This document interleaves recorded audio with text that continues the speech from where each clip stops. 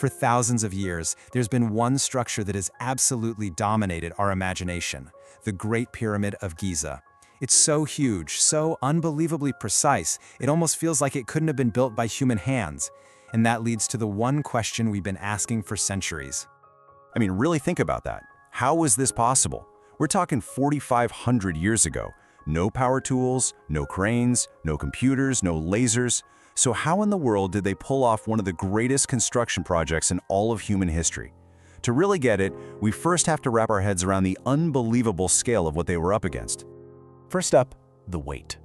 The Great Pyramid weighs a staggering 6 million tons. That weight comes from 2.3 million individual stone blocks. And the whole thing rises to a breathtaking height of 480 feet, just soaring into the desert sky. Now those are just numbers, right? So let's try to put them in perspective. The base of the pyramid is so big, you could fit 9 entire football fields inside it. And its total weight? That's the same as 12 Burj Khalifas. You know, the tallest building in the entire world today. So when you're faced with a project this massive, your first step, your foundation, has to be absolutely perfect. And it really does all start with that foundation. Before they could even think about laying a single block, the ancient engineers had to solve 2 absolutely colossal problems. First, you've got the alignment. The pyramid lines up with true north, south, east, and west so perfectly, it's only off by a tiny fraction of a degree. How on earth could they manage that without a magnetic compass? Well, the answer wasn't on Earth at all. It was in the night sky. By carefully tracking the movements of the stars, they could pinpoint true north and lay out a perfect square on the ground. It's a simple but profoundly brilliant solution using astronomy. Okay, so the orientation is set, but the next challenge was just as huge. You have to make a 13-acre patch of uneven, lumpy desert rock perfectly flat. Again, no lasers, no modern survey equipment. It seems completely impossible. But their solution was amazing. They used one of the most basic principles in physics. They dug a whole grade of trenches all across the site, filled them up with water, and then just let nature do the hard work. See, the water's surface creates a perfectly level line every time. All they had to do was chisel away any rock that was sticking up above that water line. So simple, so effective, and just genius. So with that perfect foundation ready to go, the next epic task was getting the actual building materials. And this meant cutting and then moving millions upon millions of tons of stone.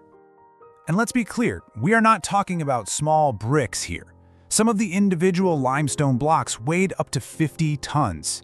To give you an idea, that's about the same weight as 3 modern city buses. Now imagine you have to move millions of those. And to make it even harder, the main quarry for all this limestone was over 250 kilometers away.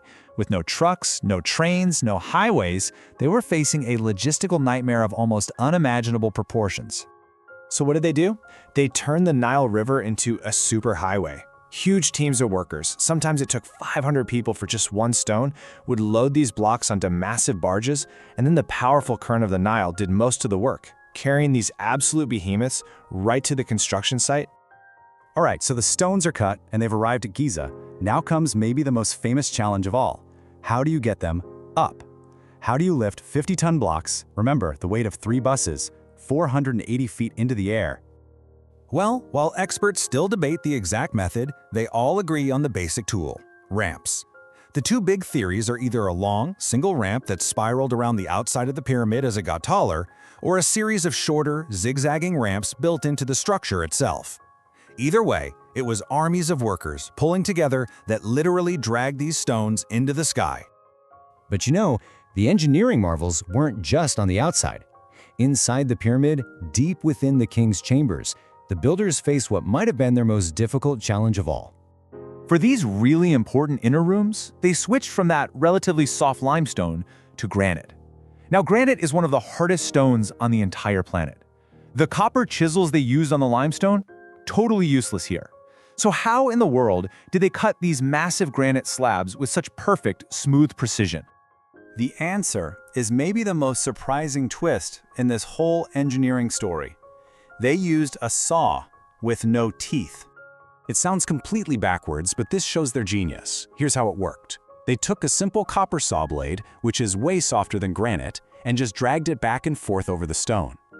Then, and this is the key, They poured a brace of sand and gravel into the groove. It was the hard sand, not the soft blade, that did the actual cutting, slowly but surely grinding its way right through solid rock. Just an incredible piece of problem solving. So when you look at all the solutions together, you just see this pattern of pure ingenuity. They used the stars for alignment and water for leveling, turning nature itself into a precision tool. They harnessed the power of a river for transport, they built earthen mountains to raise a stone one, and they used simple sand to cut the hardest rock. At every single turn, they met an impossible challenge with a brilliant, practical solution. So we have a pretty solid idea of how they built this wonder of the ancient world. But that just brings us to an even deeper mystery, doesn't it? Why? Why go to all this unbelievable effort? What secrets was this incredible structure built to protect? And we might be getting closer to an answer.